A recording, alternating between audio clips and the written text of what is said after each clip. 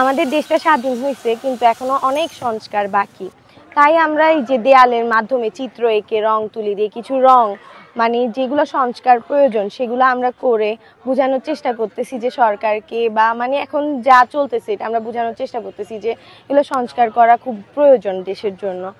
আমরা এটার উপরেই আজকে জবে থেকে দেশটা স্বাধীন হয়েছে তারপরের দিন থেকে আমরা এই কাজটার উপরেই লেগে আছি, সকাল 7টা থেকে রাত 8:30 9টা পর্যন্ত। এবং আমাদের ফেনী শহরে অনেকে, আমরা যখন কাজটাতে নামছি তখন আমরা ভাবি না যে আমরা এতগুলা সহযোগিতা পাবো। তো আমাদের সংস্কার এখনো অনেক বাকি, আমাদের এখনো দেশের মানুষের কষ্টগুলো শোনা বাকি, মানুষের কষ্টগুলো সমাধান করা বাকি। এখন আমাদের যেসব কষ্টগুলো শোনা বাকি বা অনেকে শুনতে পাচ্ছে না বা যোগাযোগ ব্যবস্থার কারণে শুনতে পাচ্ছে না, ওই সমস্যাগুলো আমরা দেয়ালের মাধ্যমে ফুটিয়ে তোলার চেষ্টা করছি। আর আমাদের যে আনন্দ, স্বাধীনতা, অনেকদিন স্বৈরাচার হয়েছে আমাদের উপরে, স্বৈরাচার শাসন হয়েছে, ওইটার যে কষ্টগুলো, যেগুলো করতে পারিনি, যেসব আকাঙ্ক্ষাগুলো রয়ে গিয়েছিল মনে, তো ওগুলো ফুটিয়ে তোলার চেষ্টা করছি আর কি।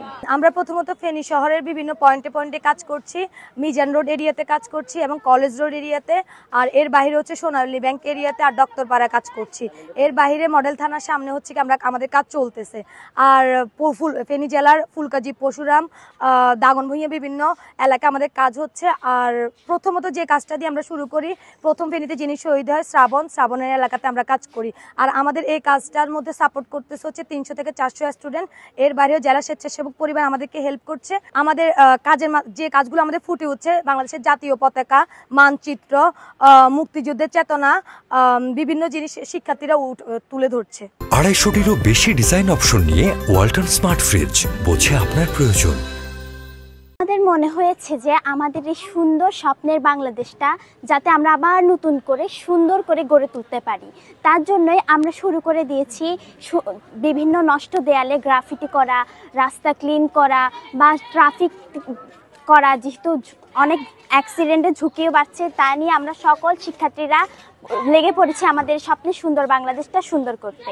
আর আমার এই দেয়ালের থিমটা হয়েছে আমাদের বাংলাদেশে যত নেগেটিভ জিনিস আছে, ডাকাতি, চুরি, ছিনতাই, মাদক, বিভিন্ন ধরনের খারাপ জিনিস আছে, সব আমরা শিক্ষার্থীরা যেন একজোট হয়ে ঠিক এই ঝাড়ুটার মতনই ময়লার মতন আবর্জনার মতন ছুঁড়ে ফেলে দিতে পারি। আমরা 71 সাল দেখি নাই, 1971 সাল দেখি নাই, আমরা 2024 সাল দেখছি যে আমাদের কত মানুষ, যে ছাত্রছাত্রীরা নির্যাতিত হয়েছে, মারা গেছে, অনেক কিছু হয়েছে। তাই সেই জন্য আমরা আওয়ামী লীগও চাই না, আমরা বিএনপিও চাই না, আমরা চাই সুষ্ঠু একটা রাষ্ট্র। বিএনপির আমলে ছিল হচ্ছে কি হাওয়াঘর, আর এখন আওয়ামী লীগের আয়নাঘর। তো আমরা আয়নাঘর, হাওয়াঘর, ওদের মধ্যে অনেক কিছু হয়েছে, আমরা কেন এগুলো নিয়ে আমরা ইয়ে করব?